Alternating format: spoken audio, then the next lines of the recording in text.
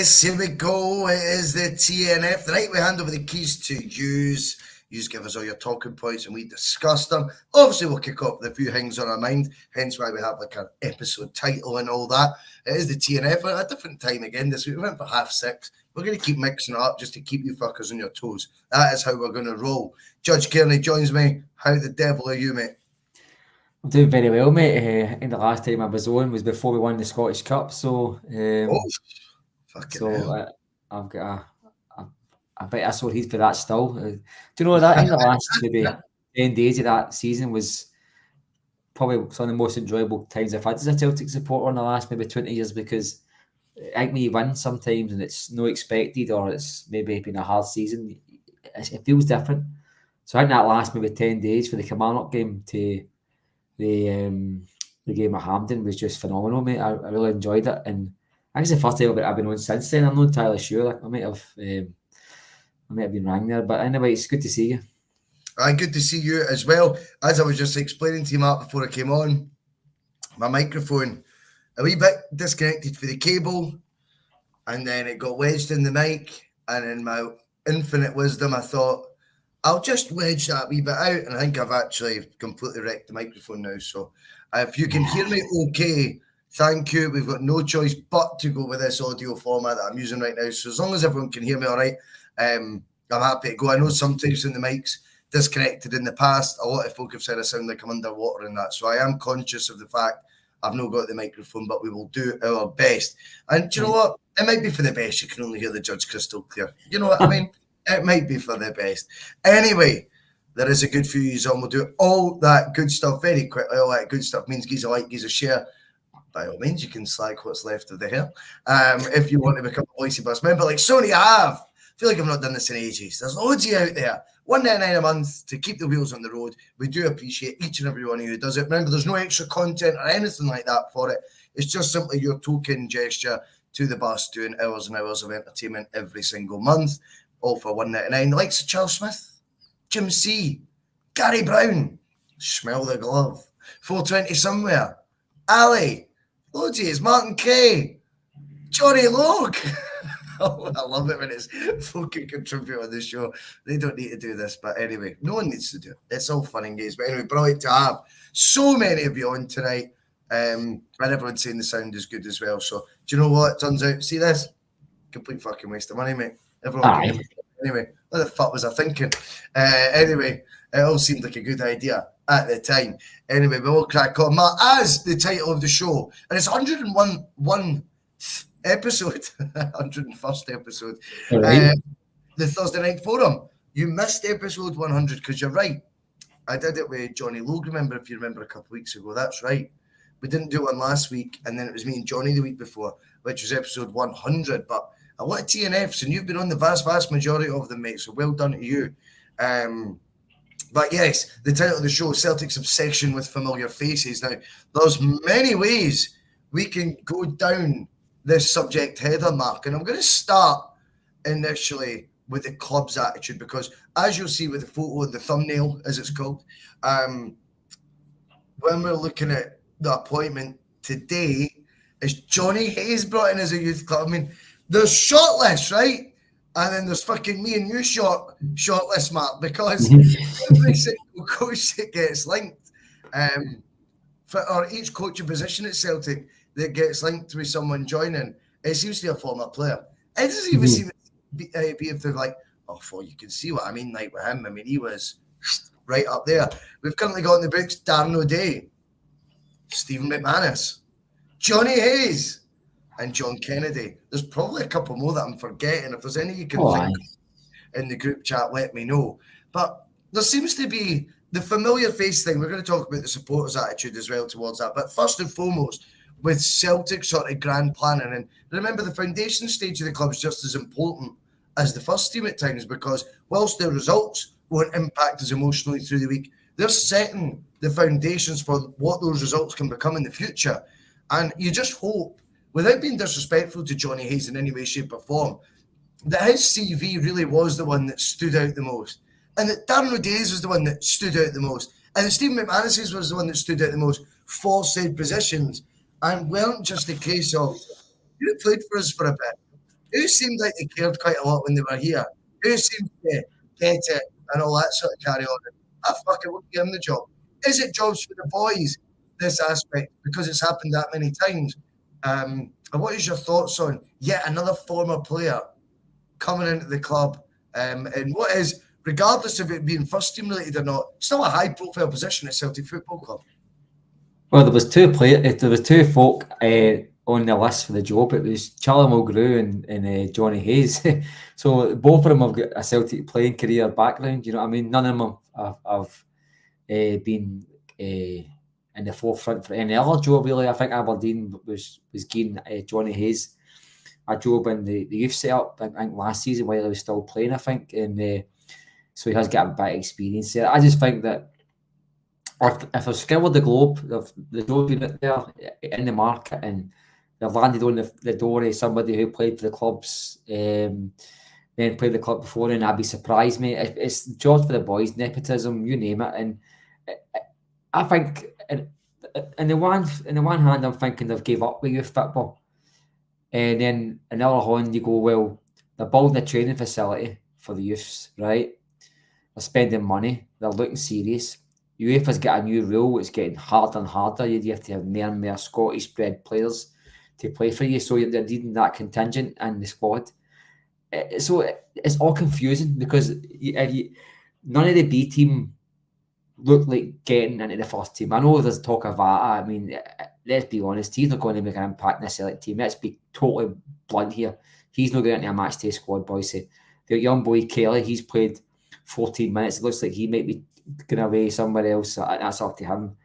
It's a short career. You can go if you want. I'll not miss you. Put it that way. I've only seen you for 10 minutes.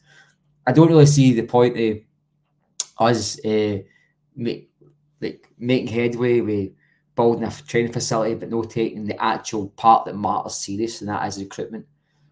There'll be guys. If Queen's Park can handpick players for the Eredivisie, handpick coaches for Eredivisie, guys for Utrecht, guys for Ajax, bringing it to Queen's Park in Scotland. If Queen's Park can do that, then surely God Celtic can go to the Ajaxes, the Barcelonas, I dare say the top clubs in Europe. Cherry pick guys who are. It's a great example, mate.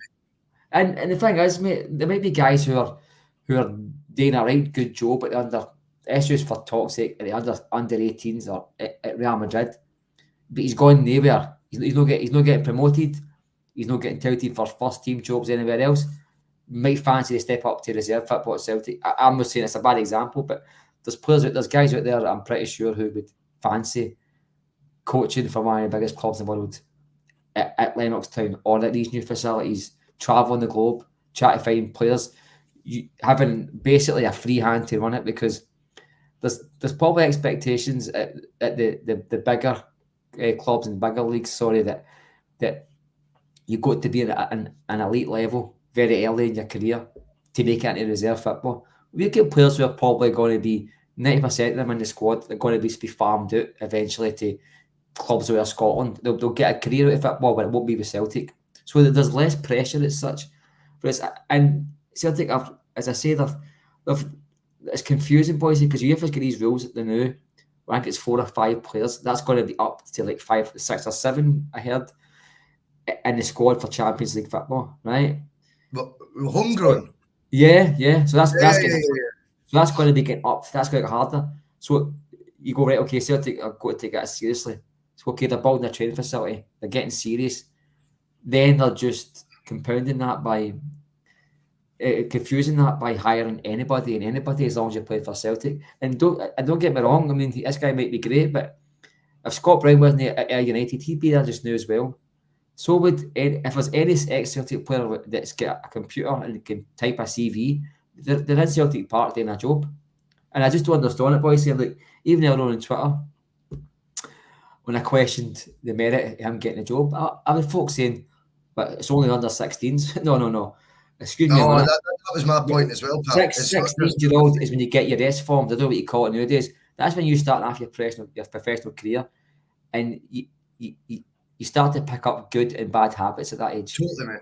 And I'm not saying Jonny Hayes is going to be detrimental to anybody's career. Far from it. But this is an important stage in their career. This is when football players come to a fork in the road. Do they go to their pals on a Sunday night rather than go to the gym, or are they get the right guy focusing them totally on football? This is it's a fork on the road for most football players, especially Scottish culture.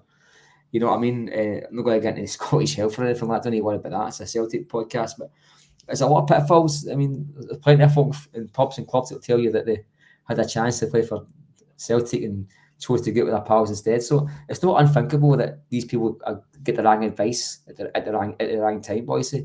I think Jonny Hayes, I've no any idea about his ability, but I think the minute he had ex-Celtic player on his CV, he went to the top of the pile, and that can't be any prerequisite for any job at Celtic. And to be honest with you, boys, I'd be surprised if Celtic Football Club put it into the swamp out there that is football, that they're looking for somebody in a probably highly paid job, and only 2 people apply for it, and 2 of them are ex-Celtic players. I just don't buy it, mate. I really don't. I think a lot of it as well as you're looking for applications, you need to go source it as well, don't you? And I think it's an amazing example that you give the wee hink at Queen's Park. They took a guy for Ajax to become the director of football when they were in what is League One, it's called. Do you know what I mean? It is Scottish tier, the old Division 2, you know, for those old folk. League One. And they managed to get a former Ajax sort of not head coach, but one of their coaches. I think it was, boys. Yeah, high up guys. I mean, hey. Technical director, something like that, came in to be director of football at Queen's Park. Now that tells you first that they're affordable, these sort of guys. And it's not because that he's necessarily going to be better in a role than someone who is an ex-Celtic player. I just think you commonly see it being ex-Celtic players. You worry if there's a lack of imagination upstairs whatsoever to go out and do that.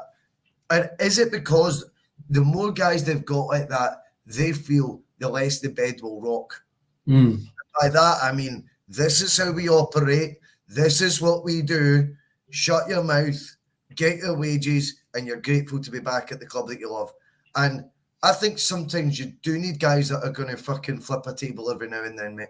I think you need guys that go, whoa, what's this you're doing still? No. This is how you do it if you want to become elite.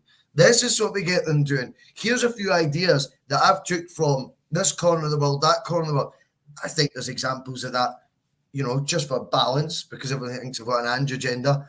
I think one of the massive things of his was his training intensity that did reap rewards, I think, for a lot of the players. I think we've seen him get, we're talking about the first team now, but I think we've seen him get the best out of some first team players that are probably quite average, and you've seen them being above the level quite often. Such were his methods. And I think those sort of methods that he was implementing, you ain't got from a Neil Lennon. And that's not because I've got anything against Neil Lennon either.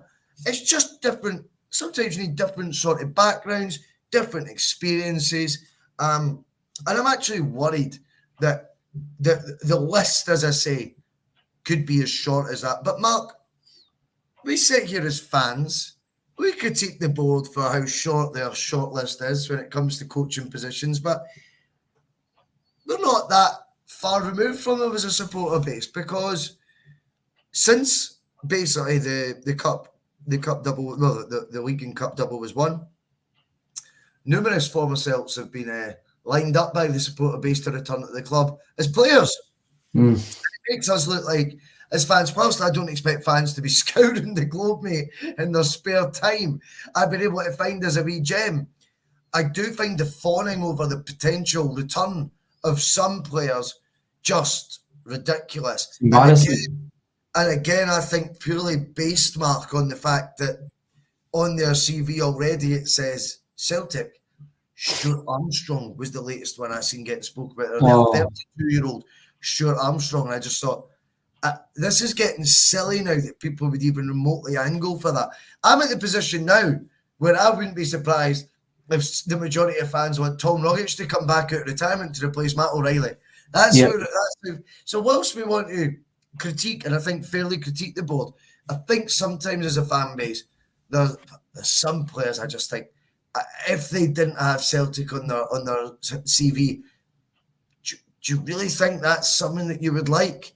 I mean, Scott.C88 comes in. Do you know what? He's just went for the Paddy Water I slap. was going to say other own. Aye. So was that. I hear you, mate. I hear you. I think with stuff like that, it's frustrating. I mean, the one that actually frustrated me the most, if I'm totally honest with you, was the polls about would you want Adam Ida or Odsonne Edouard. Odsonne Edouard had his time at Celtic, and Odsonne Edouard decided 12 months before he left that his time at Celtic was up. Yeah. So what on earth are we going to do by giving him more time at Celtic when he checked out before he was actually allowed to go from Celtic? And that was all proven in that COVID year. I know there's many factors to the COVID season, by the way. But undeniably, Odsonne Edouard, for me, had checked out of Celtic. So see, once you've checked out, why are we desperate to check you back in ahead of a guy that's influenced outcomes for Celtic from the moment he walked in, done nothing but talk up the club, done nothing but look like, not a badge kisser, but someone who really is bought in to playing for this side. Someone who really, as I say, was colossal in us winning the league. In the present time, not the past, the present. The 2 cups we've got, or the 2 trophies, I should say, we've got in the cabinet on the back of this season, Adam Ida deserves a big pat in the back for his contribution towards both. Yeah. And we've got many examples that we can give to that. That's looking forward. Odsonne Edouard being described, I'll go for Odsonne instead. I find that a strange one. There's maybe the odd example where I've been guilty of it as well. And I probably still would be guilty of it, despite injuries telling me it makes no sense, despite the fact whatever percentage of wages you would have to pay to make him he's the best paid player at the club. I probably would still go for some Kieran Tierney line. Well, he's that good. I can make exceptions for that. But these other players that we're seeing, I'm going, where the fuck are now here? Stuart Armstrong, Odsonne Edouard, the guy who didn't want to be there before. Mm-hmm. There's been other ones as well. Go remind me of Chris Ayer. I think Chris Ayer, yeah. Fucking hell. I think we need to, if we're going to be critical. Remember, boys, do you remember last year, but this time, I think it was Gary Hooper played a 5-a-side match on Sky for for that the old folks games on Sky for the doing it Braehead, and it was folks saying buy him on Twitter. There was folks saying give him another season at Celtic. You know, the guy was like 38-year-old, 14 Who was that, Hooper? Hooper. Remember last year? Yeah, he played in the Masters, mate. And it was folks saying get him up, get him signed up, give him a year. And the worst bit was, I think it was an interview with someone. Correct me. I think it was Joe Ledley. I think it was him. We literally said, I know he could still do a job for Celtic. Like, you're giving this like merit here. You're a former pro who has over 50 caps for your country, played European Championships, over 100 games for Celtic, 100 games in the EPL, all this stuff. See, when you say things, it should matter. Right? And it's like, but that's just pals pish. Do you know what I mean? And I thought CJ1 comes in, he says, Hooper was a great player for us. The key word there being was CJ1. I couldn't agree more. I thought he was a great player for us as well. I certainly didn't think at 35 he warranted a comeback. But I just wonder if, from a fan's point of view, we could be a bit more imaginative. Now, I've got to be consistent as well. The reason I say all this, we spoke about Fraser Forster the other week.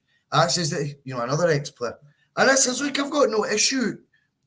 See, if it was Odsonne Edouard and he was the best of the best of the best available to come back, we can afford them.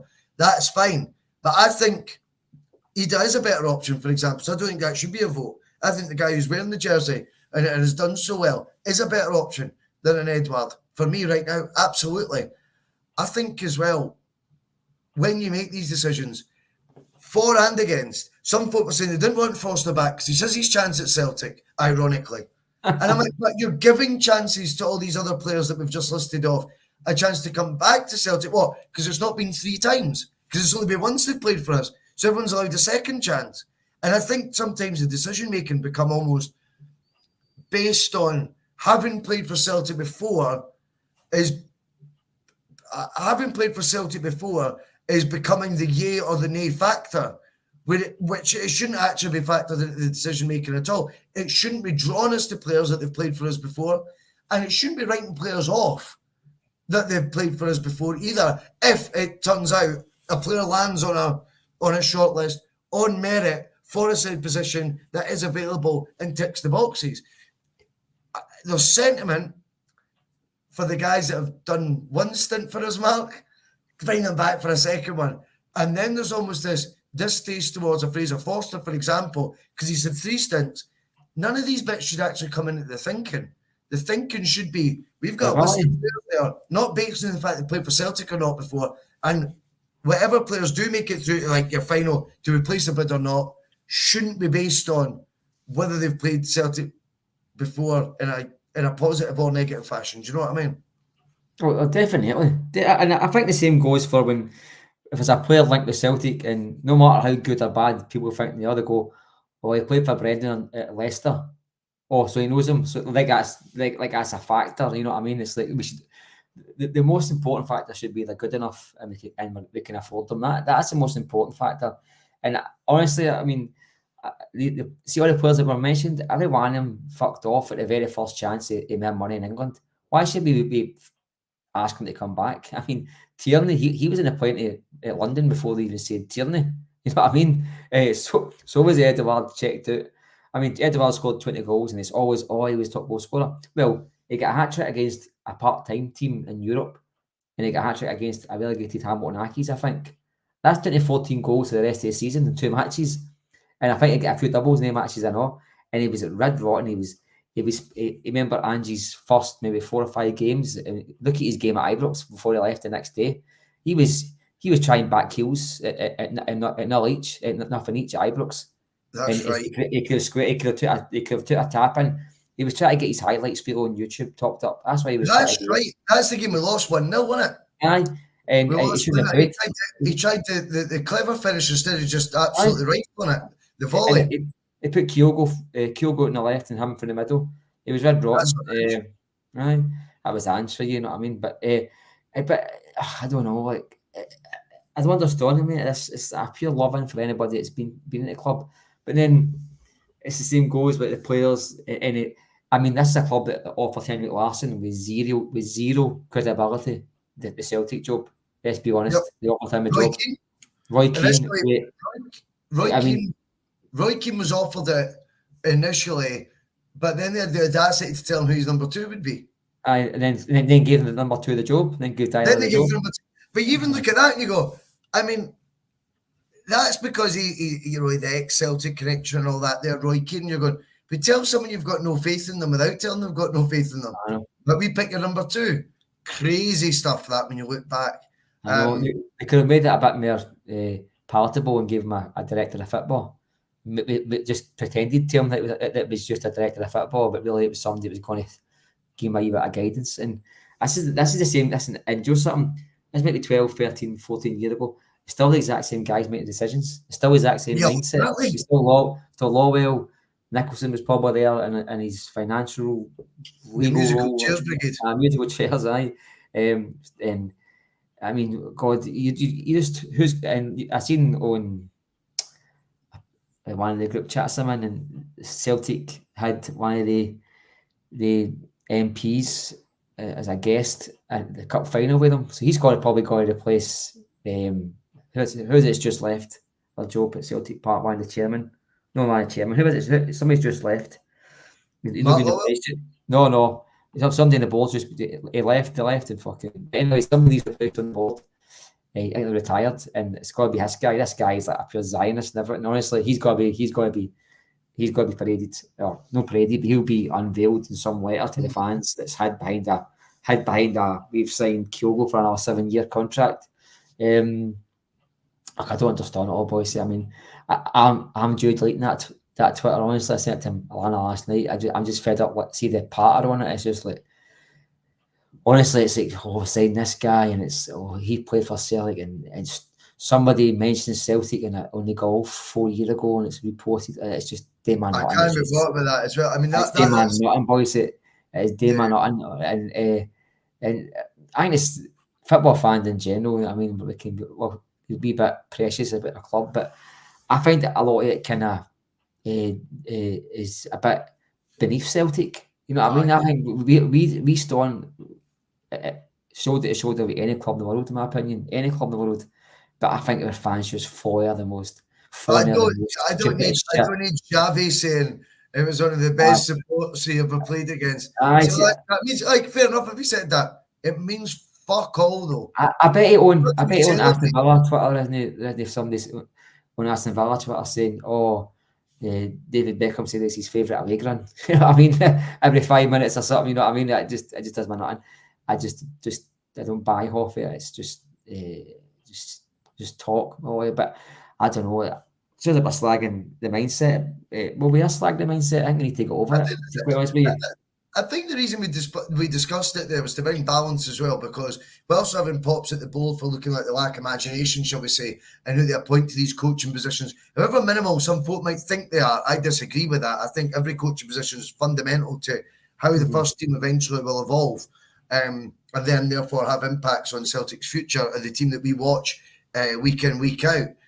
But I also think that we need to look at ourselves and go, what is it we're clamouring for these returns all the time of certain players and thinking they would do a job? We'll move on, Mark, because there was another talking point that we decided we're going to bring up tonight. And remember, get hashtag T.N.F in, and we'll look for the second half of the show, as always, to be discussing any questions that you guys have got, any points, any bones of contention, Judge. We are up for debating on the bus, so put hashtag T.N.F and I'll be able to sort of find it pretty easily.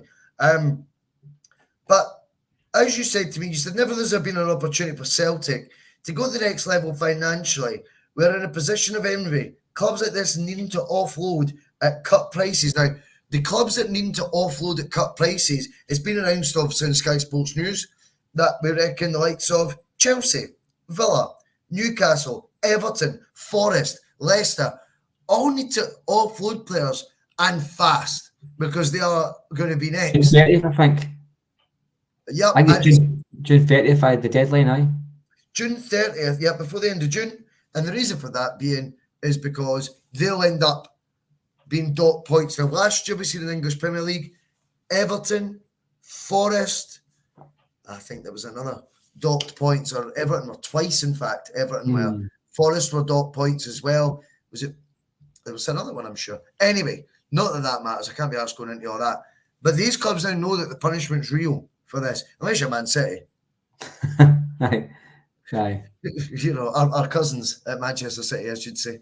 But if you know, these penalties are as real as what they seem, these clubs have to sell. Now, people might think, what fucking difference that make to Celtic? Well, actually, if you're paying attention, Celtic have a lot of money in the bank right now and are able to offer reduced fees, but a club that needs to asset strip some of their players, or perhaps get rid of Deadwood, which I think would fall into Celtic's category, are clubs we should be picking up the phone and phoning if said player fits the bill and entices Rodgers into wanting them in their first team, our first team squad.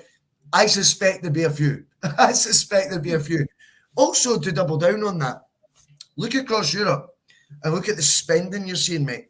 It's whittling down all the time. Of course it is. Down all the time. I'm sure it was January there that England had their lowest ever January spend for the last 10 years or so. And then I think like Germany's collective spend was like 20 million euro or something like that in January. So you're seeing that the spending's stopping. Oh, but what about the Saudis? Well, the Saudis have kind of played all their hands because their league actually means they can only name, I think it's 5, potentially 6, I think it's 5 though, foreign players in their league squad. And they need to announce their league squad, obviously, ahead of the league season. Now, a lot of them, as we know, filled their boots over the last sort of 18 months and have guys there on 200 grand a week that they ain't going to be able to shift. They're all in their 30s, and therefore adding to their foreign quota makes zero sense. So whilst they'll still be a competitor for maybe some of the more asset stripping players that the clubs might consider massive bids for, I certainly think we have a massive scope here to be going, there's a guy who's on the periphery of the first team, maybe a year to go in his contract. Let's get involved, mate. Let's have a look at these clubs that are desperate to sell players, and let's ask some questions. Not just that. What did we say when Rodgers got the job about where his favourite hunting ground would be? The same way Ange's might have been Japan. For some reason, that gets loads of credit, whereas Rodgers being the EPL gets a lot of shade. Bizarre, compared to the leagues, but it's up to everyone else to decide on that. But for me, I look at someone like Rodgers and go, he'll know the ins and outs, Mark, of that league. He'll know the guys that were on the periphery, as it were. He'll know what their market value is, and he surely is able, with a vantage point, mate, able to look at those clubs listed there and say, oh, there could be one or two available here. Oh, there's one, and that means even further reduce from what would be in EPL teams because they're not getting a game as much. There's got to be scope there for Celtic to take advantage of, is there no? Well, I think there's three types of players at the big teams in England. I think there's first team ready players, guys that are out of favour, and guys that are just breaking through. I think the second two Celtic can negotiate a deal for. You know what I mean? Because there are a lot of guys owing decent money down there, and they've got to go by June the 30th. And Celtic can go to these clubs. Okay, they might not have the money to compete with other EPL teams, but the chances are their market. Looks like they do, based on these rules, mate. It looks like they fucking do. Aye, but the thing is, but we're not going to be asking for a player that Arsenal want. We'd be asking for a player that maybe Norwich City wants, or maybe a Southampton or something like that, right? Okay. So there's players in the Chelsea squad that I'm pretty sure would improve your team, and same goes for Leicester, same goes for Notts Forest, perhaps. You know what I mean? There will be players in amongst that. As I say to your own boys, financially, we're probably the envy at almost every club in Europe, because seeing relative terms, we're billionaires, because what we got in the bank compared to what our league offers any other team is astronomically different. I mean, the one in the league gives you £3 million. I mean, we've got at least £100 million in the bank as we're sitting just now on June the 6th. You know what I mean? And that's before ticket sale, Champions League starts, and all your kits, all your kebab pies, everything, boys. You know what I mean? And it beggars belief that if we don't get into that pool and try and pick players, because in England, I think England's money is just a fugazi. It's a myth. It's a myth. It's a mystery where the money goes to, because you look at 99.9% of the money spent in England stays in England. It's all in England. Chelsea to Spurs, Spurs to Arsenal, fucking QPR to Leicester, Cardiff City to Wigan. The money just stays in the same net all the time. It's very rarely they go to PSG and spend £100 million on a left back. Doesn't happen. It's rare. It is beyond rare that they spend. You get the odd player coming for big money, but it's few and far between, right? So what's happened is it's caught with them on now. See this, we'll spend it all together, we'll keep it together, we'll give that 30 grand a week player, we'll give him 70. Now it's caught with them now, boys. Now they're on some mess. It looks like some of the bigger teams have seen this coming. Maybe your Man U, who's got a £400 million a year wage budget, whatever it is. They've seen it coming, but looks at it, and they've started to tighten their belts with at least no gig contracts to legacy players. You know what I mean? Run these contracts down, and some clubs haven't paid attention to it. And what your fun is, there's players or the league that new Celtic are able to get for the first time in 20 years.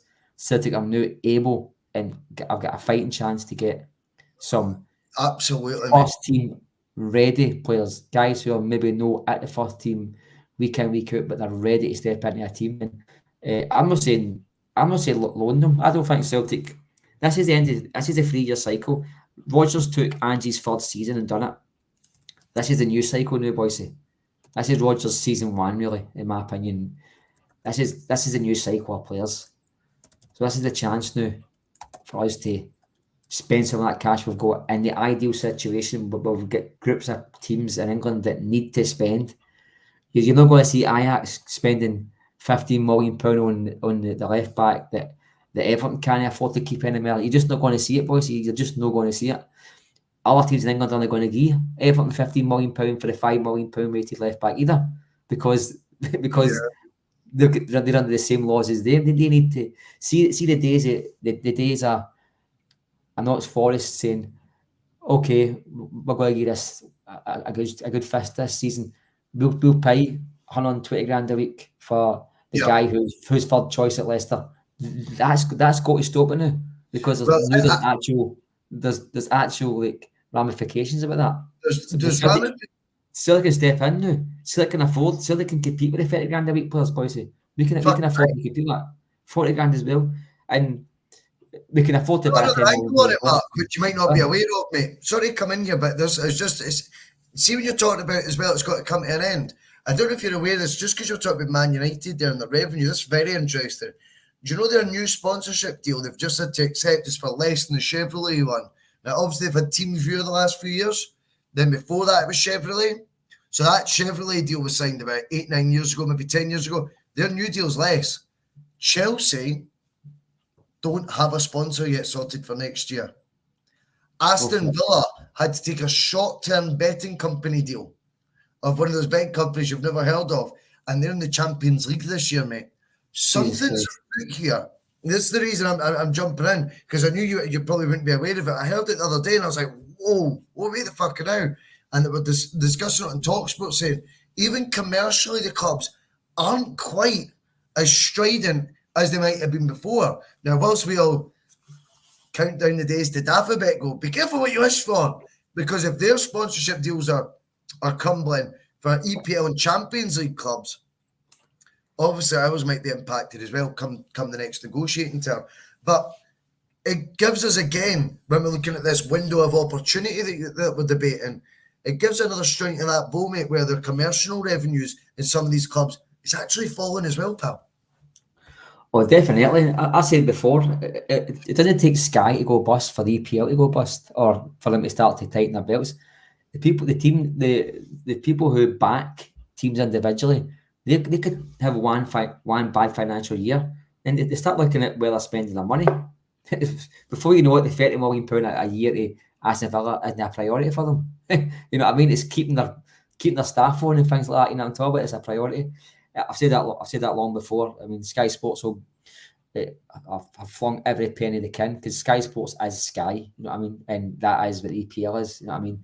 But it only takes a lot of their advertising backers for them to tighten their belts before Sky start to pull money back. You know what I mean? And I think it's the start of the end of England being the superpower. I think that for about 2 or 3 years there, they were threatening to be the next. I think longer than that. Liga. I think no, but I still don't think it happened. But I still don't think England will ever compete with La Liga in terms of, like, there's never been a player in the history of football knock back Real Madrid for Man U or Chelsea or Arsenal. If you make Owen, you're David Beckham, where do you go? You go to Spain. If you're Ronaldo, you don't go to Man U. You go away to Man U. To Real Madrid. I think that's true. Yeah. Haaland has been the only true, absolute top 1 or 2 in the world that's went to England. And it's probably only been in my lifetime the first time it's happened. There was no Maradona's going to England. There was no Neymar at his peak. Ronaldo, proper Ronaldo at his peak. None of them, Messi, none of them went, because one thing England can't change with their money is the weather. That's one of the biggest. Folk don't want to go to Stoke on a Tuesday night in the pissing rain. They'd rather go to Getafe at 30 degrees. You know what I mean? And that's why. But I'm going off track. But I just think Celtic, I said earlier on the text, I think, like, in terms of financially, we're probably in the best position we're ever going to be in. I think this fair play rule in England has came at the right time. It's coincided with Celtic having more money. Yep. And also, I think it's came at the reset button at Celtic at the end of the 3-year cycle. We're starting again. We're leading a new defence, a new midfield, a new keeper, probably a new spine of the team, really. Yeah. And it's all landed perfect at the right time. And the dot at the end of the message I sent you was, but will we? Maybe a question for another pod, but I think you've got the ball ingredients there ready for the perfect dish, but are we going to put the cooker on? I don't know. I think they'll wait till till that league eventually does say implode, or it really does reduce and go, that was the plan all along, what you're talking about. We knew this was coming. That's why we stockpiled the cash, Mark. Because we knew. That's the bingo card. We're geniuses. But yeah, we will take a couple of points that have came in as well. And I love this for Alan Mottler, because it's a debate I think that will never end. I'll sum it up, be completely honest with you. And I think it'll, as the signings come in, Alan, I think this debate will strengthen or intensify, I should say, because undeniably that will be our measure now. David and Phil did a brilliant pod on Tuesday talking about, I don't know if you listened to it, Mark, it was absolutely fantastic. Where they're talking about players linked with us, and when do you judge whether it's a project player, whether it's a Rodgers identified player, when it's that 4 million bracket? Surely if they're not making the same mistakes of last season because they've changed the recruitment head, then that guy who's under 21 playing in the Swiss League, maybe that's a target of Brendan's now. But we can't help but think it's a project player, because that's what you're conditioned to think now, because we did it 9 times last summer. And I think this time around, Alan, this question will become more and more prevalent as the summer goes on, and we do start seeing some incomings at Celtic Park. Does Rodgers or the board have the last say in what players we bring in for the new season? I mean, it's a question for me that should only have one answer, and that is suggested by Rodgers, paid for by the board. And that then all comes down to how much that board trust that manager's judgment. But see if it's suggested by the board, put to the manager, that's where I think they end up in shaky ground. That's what I think happened last summer. I think it was. And see, when you even say suggested, I think these guys are already, almost a lot of them, a third of the way at very least through negotiating phases to come to Celtic. I think a lot of the time, early talks would have begun with the clubs, their agents already. And it was, by the way, Brendan, this is who we're looking to bring in. And he's went, okay, I've been told the recruitment's well improved here. And probably a bit of arrogance on his part, if I'm completely honest as well. I know everyone thinks I'm up Brendan's arse, but I think there's a bit of complacency involved on his part as well last summer, that I'll just take what's offered to me. So who has the last say? I think it should always be whoever's writing the checks. Now, I know it doesn't come out of their back pocket, but at the end of the day, they are the money men. And for the envy of Europe, as Mark says, in certain terms, then you've got to give them kudos, I suppose, for some aspects of that. But I certainly think that list should come from football guys, not non-football guys. I think that list should be generated by football scouts. Like, let's be honest, the football scouts are probably Tommy Johnson, Reggie Blinker, and Jamie Smith. That's probably the 3 scouts that we've got right now. Do you know what I mean?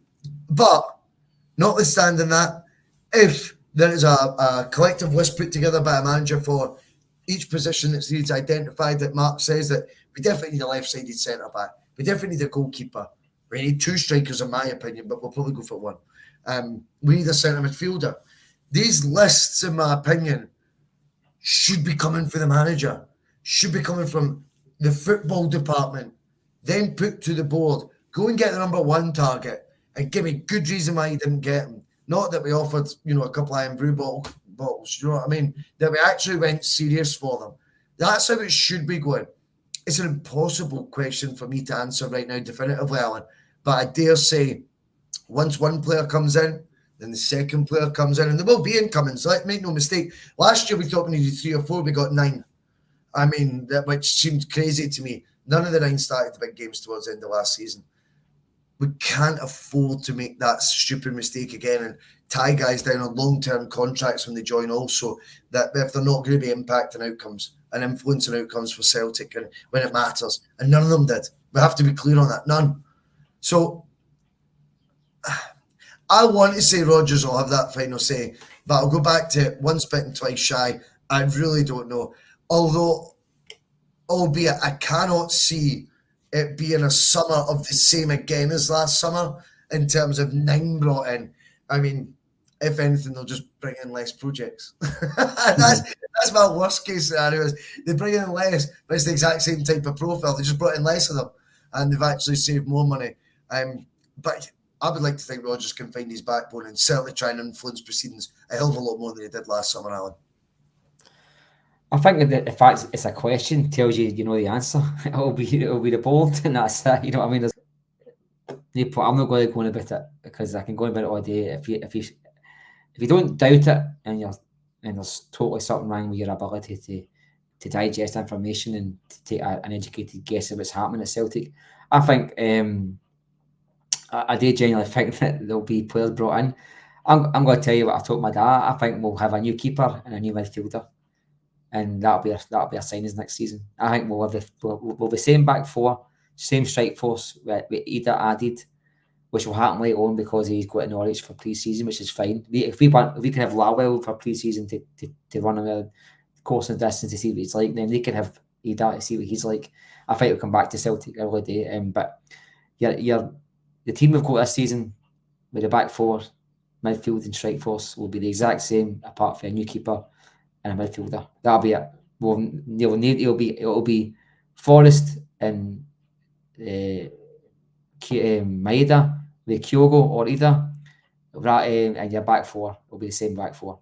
And I think you make a number 6 in there. You probably get Bernardo sign, and I'm looking at number 6. I think we'll try and push McGregor forward a wee bit. I think we've seen what happens when you put McGregor back at number 6. I don't think he dictates the play as well as what he can.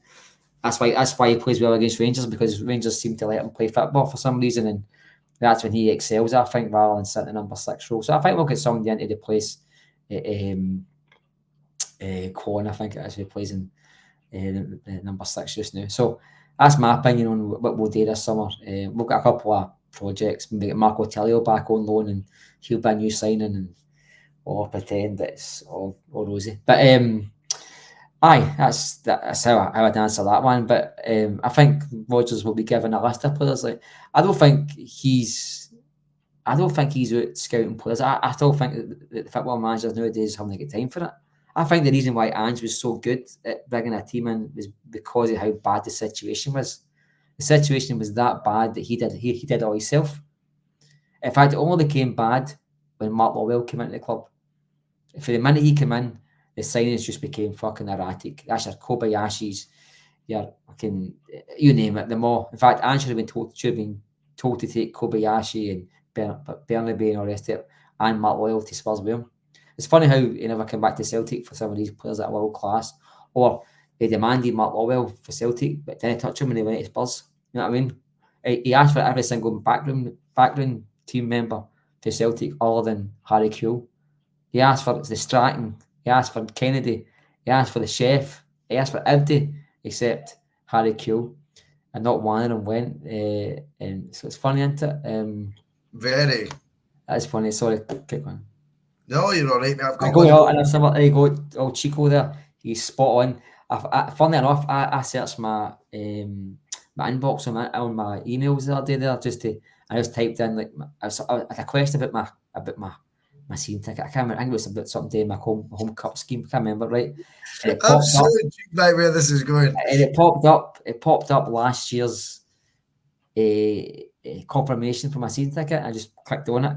And there was a picture of Moy, Kyogo, and Jota with the slogan "We're all in." I just busted laughing. I was like, "Oh, no danger! You're having a laugh here." I can't even fit a laugh at it, mate. It annoys me. That is a slogan, and then to give us the something that they dictated is a disgrace. This one will be. I think this year will be. Oh, it's not. Was it this year? It's already been done on it. We've sold them already. But that's why I said to you, they sell it all before. The only power we've got is our money, and they've took the money off us before they've brought out the dish. You know what I mean? Aye, unreal, right? Stephen Kennedy comes in. Good to have you on the bus as always, Stephen, my man. And I think it's a good talking point. €3.5 million for Bernardo. It's a rumour, €4 million. Call it what you will. A no-brainer for Stephen. For me, I think it is a signing that I would make. I'm in the boat. It's not a lot of money. Like with the cash-rich facts that Celtic are going to be undeniable to exposing in the next end-of-year accounts, and they're coming. Remember that, yes, we've got the summer transfer window to deal with, but they'll need to show their hand eventually. And for some reason, because of the timing of it, that goes against the transfer windows. Imagine your end of year accounts were actually, Mark, your end of season accounts that had to be released on the 1st of June as we go into a transfer window. Imagine that. Oh, yeah, fucker. That would be the perfect storm, because the exposure, even though we all know it already, by the way, but fans forget and they become lazy with it, and they become accepting of all this bollocks, right? Of spending key horn players and being told we can't afford this, we can't afford that. Oh, but it's a trophy if we've got 100 million in the bank. Join the dots. Hello. You just told me a minute ago we can't afford something. Now you're celebrating like a trophy when we've got X amount of million in the bank. But because the end of year accounts are said amount of months after the window shuts, they seem to be getting treated as two separate things. But I digress. When it comes to Bernardo, for me, based on what Celtic will have as cash reserves alone, that's a guy who's been here for a year without recency bias involved. Obviously, his impact in the cup final showed what it was about. Obviously, his goal against Rangers showed what it was about. Obviously, I thought his 6.5, 10 out of nature in the Champions League, I would say showed what he was about, but it showed real competence for such a young guy. And just being thrown into those Champions League games and withdrawn again for the first team, that wasn't an easy school that he went through at the start of his Celtic career. And I actually thought 6 and 6.5 out of 10 ratings that he probably got, for layman's terms, whilst might not sound as spectacular, we actually look at the nature of how he was getting used in the Celtic team at that point. I actually think he did extremely well, especially when you factor in his age and experience and all that. I think if you get this guy for £3.5 million, you have to look at that as good business. Does that mean he comes in as Matt O'Reilly's heir to the throne? Probably. Is it what I think it should be? No. But does that mean I would have Bernardo playing the same amount of games or lack of games next season as what I did this season? Not that either. I think his loan spell has been very comparable to what Odsonne Edouard's loan spell was. Obviously, take with the change of positions, but you thought this guy... Sorry? He just had moments rather than... Yeah, moments. And even the nature of his starts and sub-appearances, Mark, probably not too dissimilar. Edouard probably featured a bit heavier towards the end of that campaign. But notwithstanding that, I think Bernardo has been someone we thought when he came in would be used a hell of a lot more.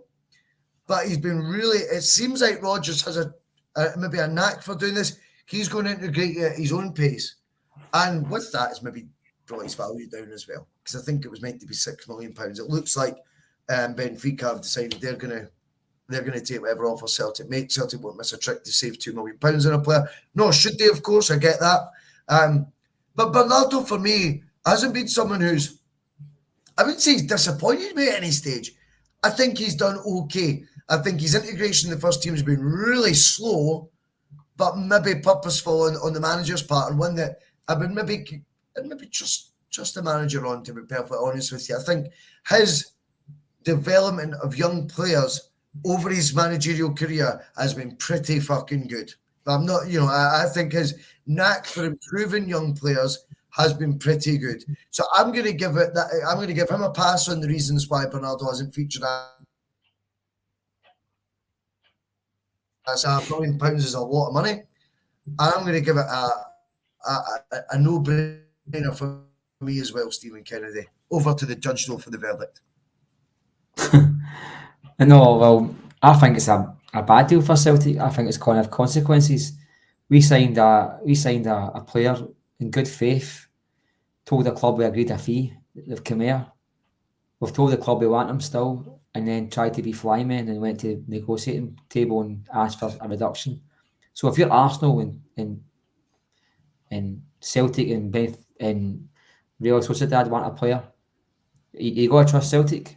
You got to trust Celtic to live to their end. I wouldn't, because for every Jota where you go like a dancer, £6.5 million, we want to watch that. That guy was a £15 million player that we go for £6.5 million, right?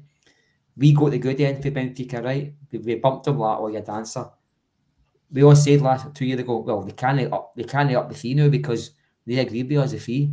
It's all fair. It's business. They agreed the fee, so we've agreed a fee with somebody.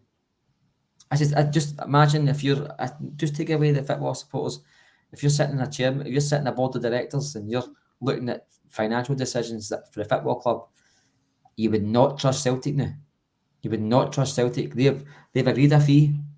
Everything's been agreed. If you want them, it's £6 million. And it's been reported 2 weeks ago that Celtic then tried to negotiate, which successfully they did. So if it was two clubs interested, and I'm sitting, I go, look at it did Benfica. I tried to explain this on message on Twitter last night, and a guy, I think his name was Ken, who ends every sentence with the word Ken.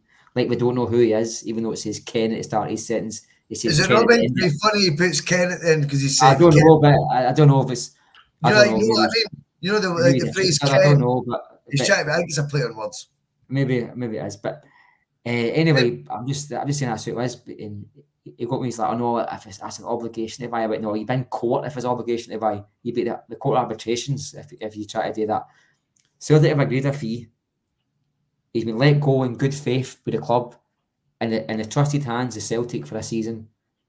And Celtic have went, yeah, you're right, we do want him. We see this product we've had that's new a year older. We want him still. He could have went somewhere else, but you gave him to us in good faith, in good standing. But you know what? We're going to use all your financial muscle to walk you down to £3.5 million now. If you don't think clubs won't have seen that, or at least won't look into that, then you're not paying attention. If there's 2 or 3 clubs with the exact same financial power, the exact same deal on the table, you're not going to trust Celtic out of the free. You're just not going to trust them. Because you're going to say, it's £5 million, but they're going to keep coming and say to us in a year's time, oh, we'll give you 4, because see the other 2 clubs that wanted your player, they've just bought another centre back. They don't need one now. It's only us is at the table now for this guy. A guy who's played the Scottish football that need the rates anyway. We rate him enough, but no as much as they 2 teams who have just bought somebody else instead. I think that deal might have wavelengths that me and you just don't realise yet. I genuinely think that's. I hear that. I hear you, Matt. I wonder if, to play devil's advocate, one of the reasons Celtic felt comfortable enough to do that and go back to the negotiating table is we're also the same guys that took Jota when clearly other teams weren't wanting to, otherwise wouldn't have came to us. Signed him then for the agreed fee of £6.5 million, with the selling fee of being 20%, let's say, something like that with Benfica. And then within a year, they then got that return on it, and it being 25 million. And they've went, okay, maybe Celtic and Benfica's relationship with these instances is stronger, and that's encouraged Celtic to do that. See, if this wasn't Benfica, I'd be all in with your argument, because I think it's based on solid foundation. It makes total sense. I just wonder if Celtic would do it with other clubs, by the way. That's not what I'm saying. But I just wonder if it won't be as harmful if Benfica go, no, you've been good to deal with before, and there's no one else bidding for him right now. You did fair by us last time. In fact, did well by us last time, because you turned a 6 million sale of Jota into, 20%, 25? Let's say it was an 11 million sale within a year. Like that, from a permanent signing to that. And I just wonder if the relationship between the clubs has maybe made that a bit more fathomable, and that is the reason why it's happened. By the way, I could be wrong there on that, and I totally take your point. Celtic would have done it no matter who the club was, but I don't think the ripple effects will be as bad, because I don't think Benfica come out of it maybe as angry as other clubs would be, such as been the decent relationship built from that Jota transfer. No, I don't think they'll be angry with it. I think they would just say no thank you, and moved on. I don't think they would have been. I mean, Benfica are probably one of the best clubs in European football in terms of selling players. The profit they make on players is like in the hundreds of millions. Yeah, the last couple of years, they sell players for £80 million that they go for the youth set up. They're like above Ajax, a lot of them. They're like number one of the best clubs in the world that way. But I'm just saying, like, and they could say, well, it's going to be 20% if it was 6 million, but we're going to give you 30% on the sell-on. So the money's yet to be made up on the other side of the deal. I'm not suggesting that's not the case. You make a good point about the Jota, but I just think, I mean, I hope Celtic happens. I hope it happens to us. I hope we go that. No, it was £5 million, and they go that. No. No, there's precedent here. There's room for negotiations here, because look at last year with Benfica. You told him £6 million because you want him. You paid him 4. Well, see, Ida, who £5 million. That was a clause, but do you know what? We want 9. You know what I mean? I hope it happens to us. I hope Celtic end up, and I wouldn't bother me.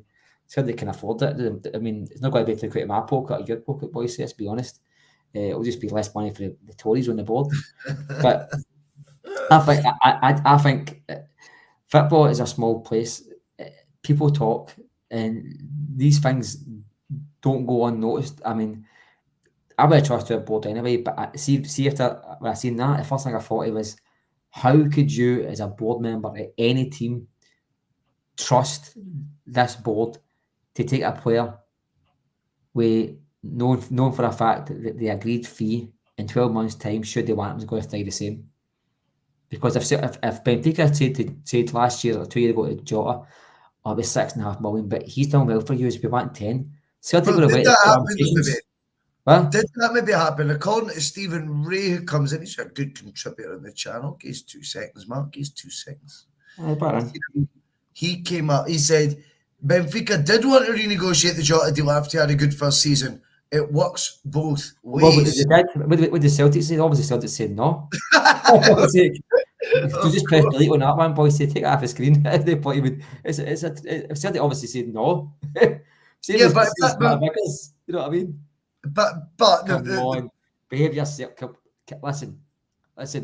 Football is football, but these guys that are in charge of the football club are accountants, directors of companies. They're money men, right? They're not stupid. They're not all like that guy Simon Jordan who bankrupts football teams or the rest of it. This is people who know what they're doing in football, right? At least most of them do. Do you know how they don't go like that? Do you trust them? Are they good to deal with?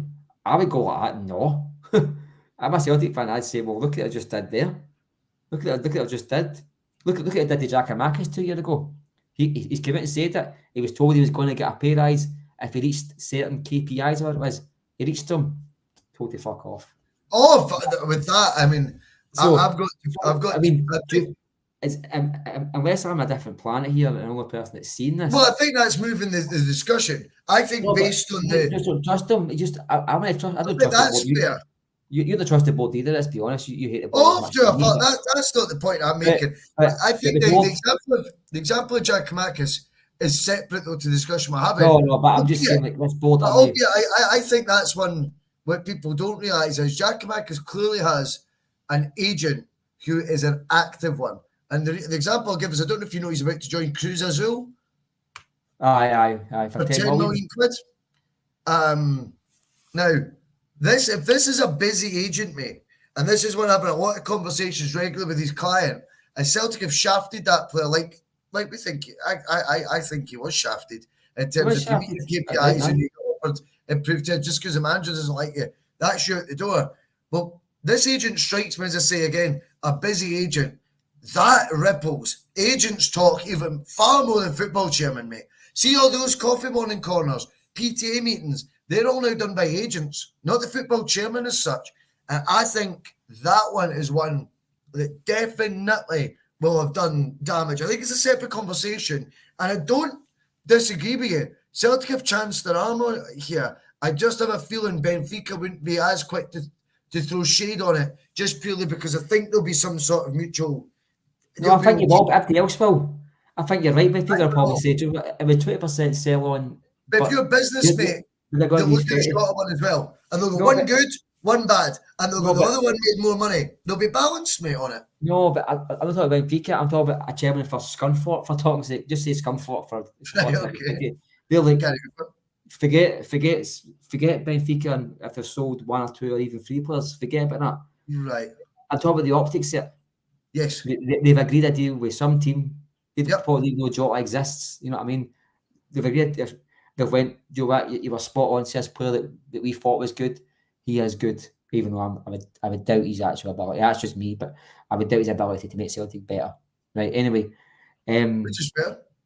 Which is fair. I think it's. That's probably, I think he's maybe going to be a reserve player next year, but I think you would, if you had 2 clubs at the table you'd have less faith now that Celtic were going to stick to the plan. You would go to have less faith now if I don't think it'll be as bad as you think. I really don't. Well, put it this way, see, I think, even me, if it was Benfica all the way about, and we went, they're going to buy this boy now because they took it for a year and it's £5 million. They went, no, we'll give you free. We'll sort you at the other side. We'll sell them, we'll give you £2 million. I believe they're at it. I believe they're fucking at it. You know what I mean? And then I just think it would be naive to think that it wouldn't be mentioned if there was more than one club wanting a player. If there's more than one club wanting a player, there's maybe 2 or 3 with the exact same deal at the table. £5 million, £5 million, £5 million. 3 clubs, they all want the same player, same wages, everything. You would say they've got a reputation now. They've just brought a team.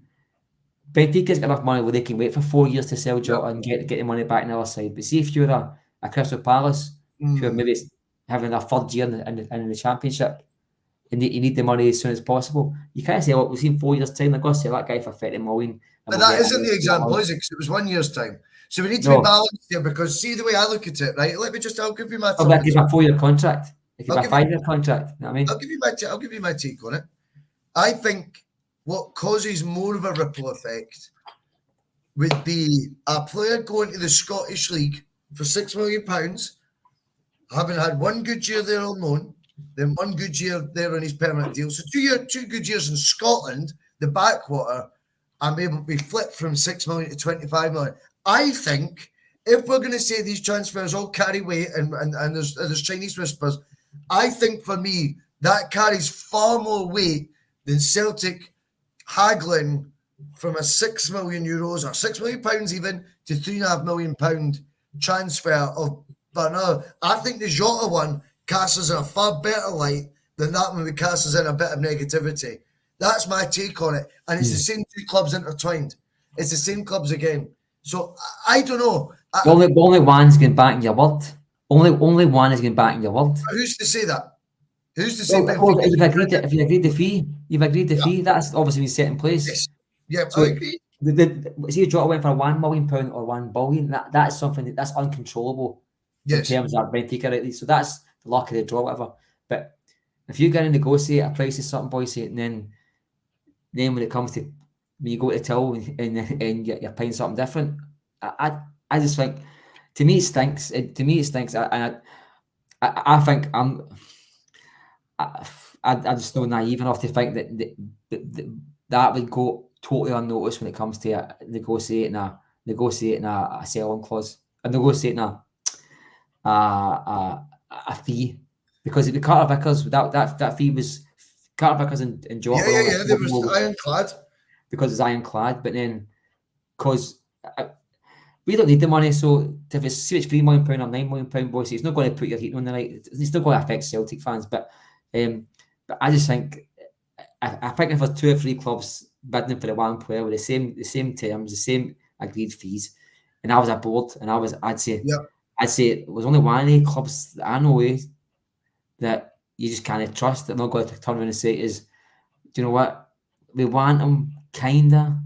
The other 2 clubs have moved on and bought another player instead. The other guy that they got on loan, they quadrupled his money in a year. I think that's it. Look at it, mate. That's what I think. With Jota is, let's not pretend that you've got to. Jota was all part of a plan. Jota wasn't part of a plan. Jota was sold to a market. I'm not saying that, but that's a year earlier than it was supposed to be sold. It was sold to the highest bidding market in the world. But that's not what Chairman really can. But if that's not how they're going to, that's getting down to nitty-gritties, but they're not going to look at it from that point of view. They're going to look at the numbers game, hence how they go, if he was agreed $6 million, they've dropped the fee a bit because they're to be trusted, then they'll go, but a year before that they did what with the player, sorry? Flipped him from 6 to 25. Okay, now you've got me interested. That's what I think it would go. But anyway, we'll move on. Or you could say they took the highest. They took Bernardo, who was the highest paid player in Argentina. They won't look at the Bernabeu deal, mate. And it's only the good ones to look at, boys. I think the bigger names, the bigger clubs. The good ones. I don't think so. I doubt many chairmen, mate. Many chairmen are looking at what Celtic did with Alexandro Bernabei as a benchmark for any sort of dealings with Celtic. In fact, if they paid But do you think they take Jota? So they only take Jota. They don't take any other that's not player. what I said, mate. That's not what I said, though. I said I don't know. There's two I don't know loan what you're talking signings, though, about. for example, from the same club. You think it would damage Celtic's reputation, the Bernardo one. But I It doesn't think matter it what has Jota came from. Doesn't matter where I'm he not came getting from. a word in, mate. Come on, 2 seconds, pal. See the one that's enhanced, I think Celtic's reputation would be any chairman that looks at a player that goes in on loan, they decide they don't want him, but you've got a percentage fee connected with him, and they can flip his value by 4 times the amount, so you get a healthy 20% fee added on to whatever the agreed selling fee was. They've upheld the sell-on. They've then made a big rosy profit. I think that attracts chairman's eyes far more than whether a guy who was a bit part player on loan at Celtic that Benfica didn't want in the first place, reduced by about 20% in his fee, whilst also increasing perhaps the sell-on fee, which is 30%. I don't think it will be as catastrophic. You're not saying that. I don't think it will be as negatively viewed as what you're making out, if I'm perfectly honest, pal. No, but that's fair. But in the same breath, I think they'd had the same possible markup value selling a player to Norwich and they would go to Celtic. Because one good season at Norwich gets you £40 million. One good season at Celtic gets you 10 million. So they don't. So seeing that in the 2000 Celtic players that they've signed their history, the thing you're making out is maybe like 3 or 4 in their full history that's happened to. They don't go that all, but they managed to flip Jota to a country that's paying £100 million for £5 million players. So why are they looking at the Bernardo one then? Because a club agreed something, right? Then said we're not doing it anymore. That's a totally different thing. If you agree something, you agree it. That's a totally different argument for getting Dembele and selling for £20 million. That's totally different. They've agreed something. I don't think because he's any ripple, mate. I'll be honest with you. I don't think they'll be that interested. No, that's fine. No, you're entitled to it, of course, but I don't.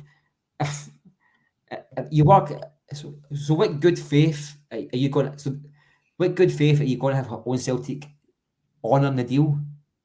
What's the next plan going to be? We're going to have one of we're guaranteeing a purchase order, a purchase of a player, and then going like, no, we don't want him. He's no fit for this country. Sorry, forget about that. Is that the next one? You know what I mean, it's been agreed. Yeah. But it's been that's what I'm trying to tell you. If 2 teams want the exact same player, Celtic's want him, and the 2 teams have agreed the same fee, I don't think they're going like that.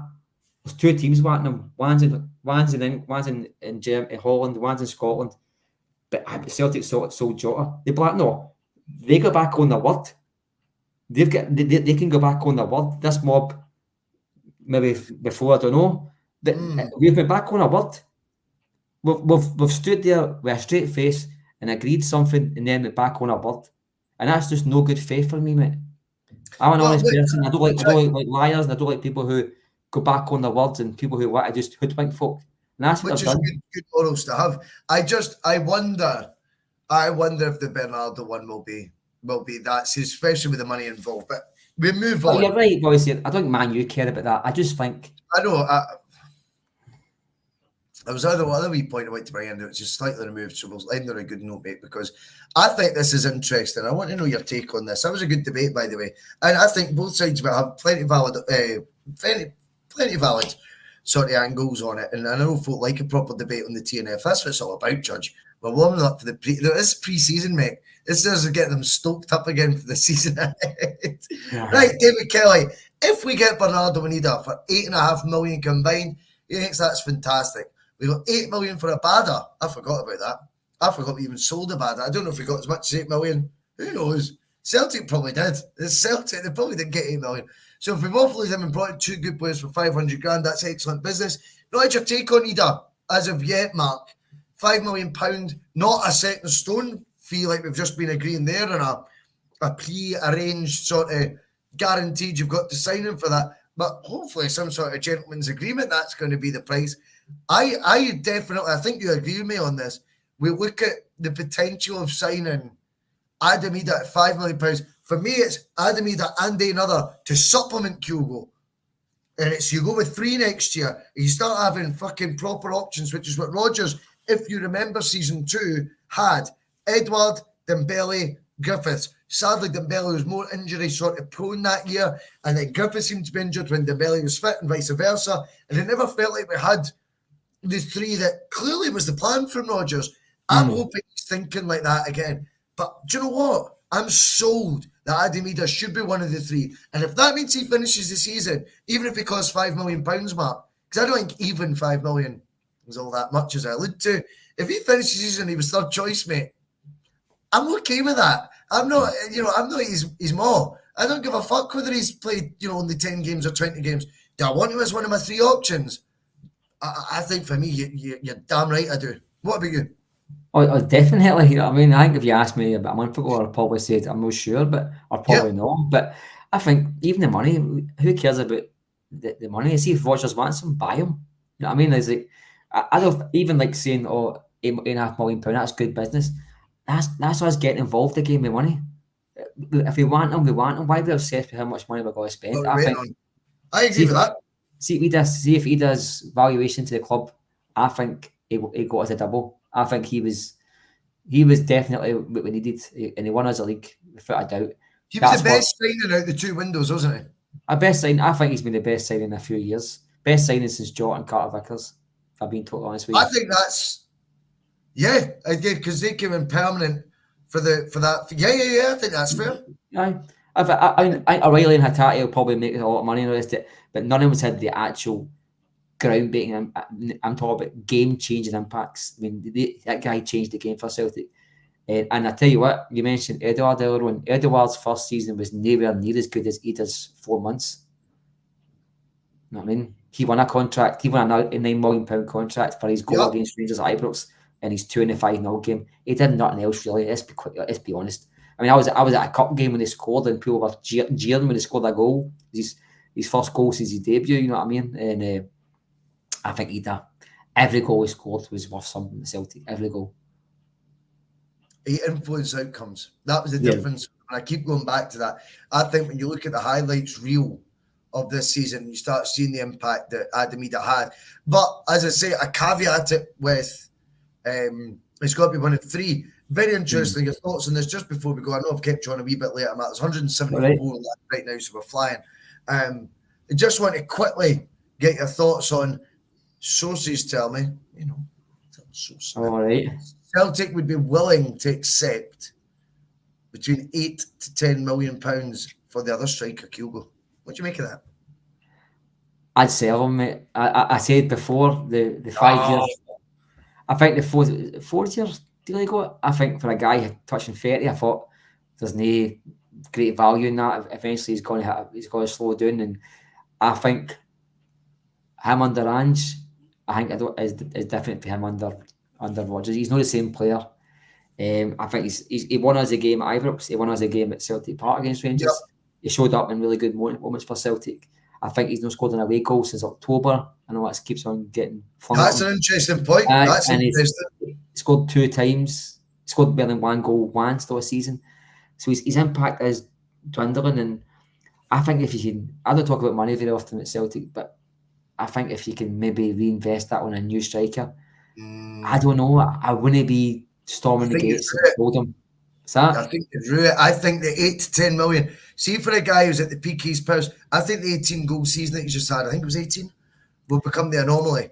You look at the goals he took before, and you go, do you know what? Imagine having a guy finally for once at the peak of his powers, just stick with him. Let's give him next year again. That's settled striker.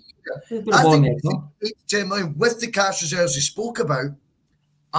I'm going, why can't he firstly be the anomaly in terms of that goal scoring season? I think he will score more next year. That's just my belief. Excuse me. And secondly, I think why can't he be the anomaly that we don't cash in on? He's the darling of the fans still. He is a player that I think brings value to the team in terms of his work ethic, his press, even when he's not playing particularly well. And I don't think it was a great season by Kyogo standards, albeit we are still talking about, second top scorer and all that sort of stuff. Remember Larson had an 18-goal season once at Celtic, believe it or not. I think it was his first campaign playing midfield, but hey, yes, no split hairs here. I think it'll be the anomaly. I just don't see the benefit of 8 to 10 million getting added to the account. And then there's going a brand new front two, which it will end up, because there's no way they'll sign 3 strikers in the same summer. They just won't. And that would be my worry to that. But interesting to see where we go with that one. I certainly hope that if it were to be as little as £8 to £10 million or anything, I seen it was, I don't know how to pronounce it, Urawa? Someone can tell, that might be miles off. Urawa Reds. Urawa Reds. Urawa Reds. That get rubbish for your wee pal. I think that wee guy that with the long hair and glasses, he rubbished that, didn't he? That wee, was he Dan Orowitz? He said that was a lot of rubbish. Said the source behind that was terrible. That's it, definitely happening. This is true. This is true. To be honest with you, I think I said about, I think it was last year, I said Kyogo might be the guy that just stays through his peak his career and doesn't move because of his age. And I'm not against it. It's nice to see for a change. See if he stays. I'm happy with it if he stays. Me too. I just wouldn't storm the gates. I think if he sold him and you go, he go, all right, okay, what's the next move? Probably knowing Celtic, they go backwards. So would that keep him? 100%, without a doubt. But I'm just saying that the question is put to us and a bid comes in. I don't think. I think they'd bite. I think the club would bite. Probably, mate. Do you know that? Probably, they'll probably think he's on 20 odd grand a week. We'll get 3.5 more years of this guy who's not going to give us 3.5 good years. Probably no, I don't know. I think, is it in? I'm not sure if he's a Rodgers player. Like, I just don't know if he fits into this. Yeah, I think that's it too. That game at Hampton, boys. I mean, that game at Hampton, I don't even know. The only time I knew he was there when he got subbed off and he mentioned his name. He was red rotten, and he's been red rotten a lot. What's that? Happened a lot of times as well. Happened a lot of times.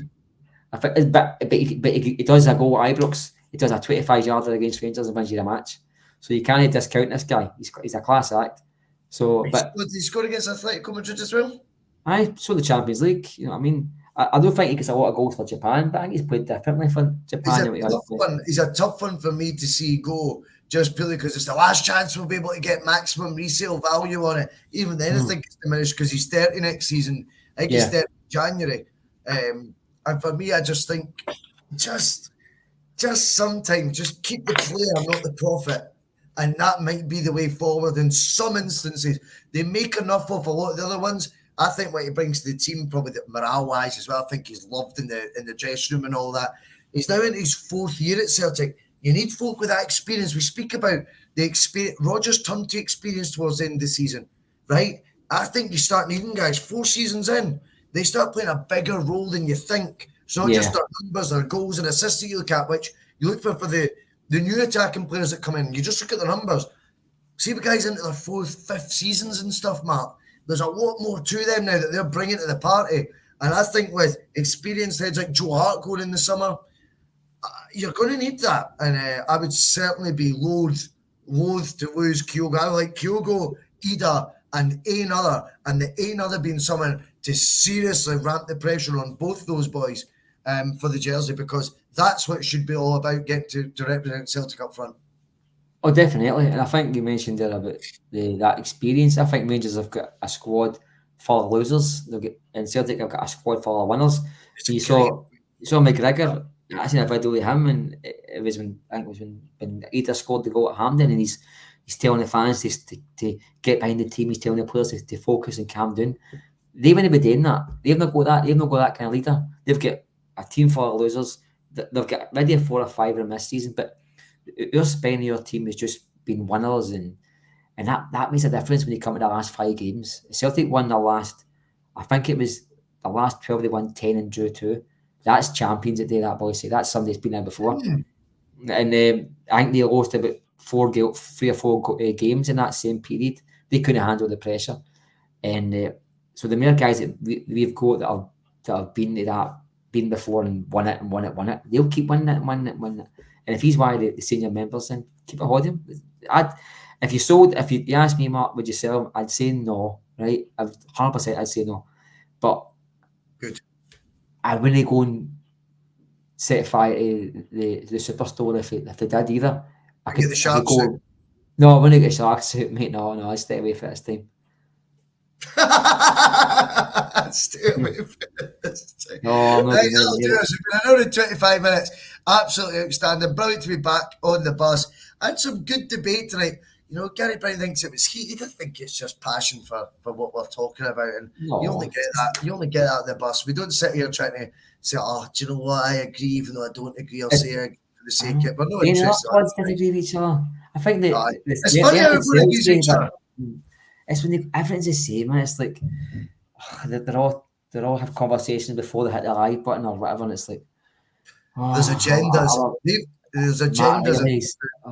I fancy Riley's was my wife and all that. I'm like, oh my. There's one I'm not going to mention. Every show he mentions how good like Matt Riley is, and that I would. If I was his wife, I would definitely check his hard drive, because there's no way he's not watching that guy and going yum yum. I'm telling you. I don't know my pals, my dad, none of my pals, none of my dad, none of my brothers has ever said to me on a regular basis how good looking another guy is, and it concerns me. It does concern me a bit. Well, for me, used to say it about me, Matt, but then this happened. Listen, thanks very much for tonight, mate. Enjoyed it. Thanks everyone in the chat. It's been the T.N.F. I know 26 minutes of fun on a Thursday evening. Enjoy the rest of the night. Thanks again to the judge. Cheers.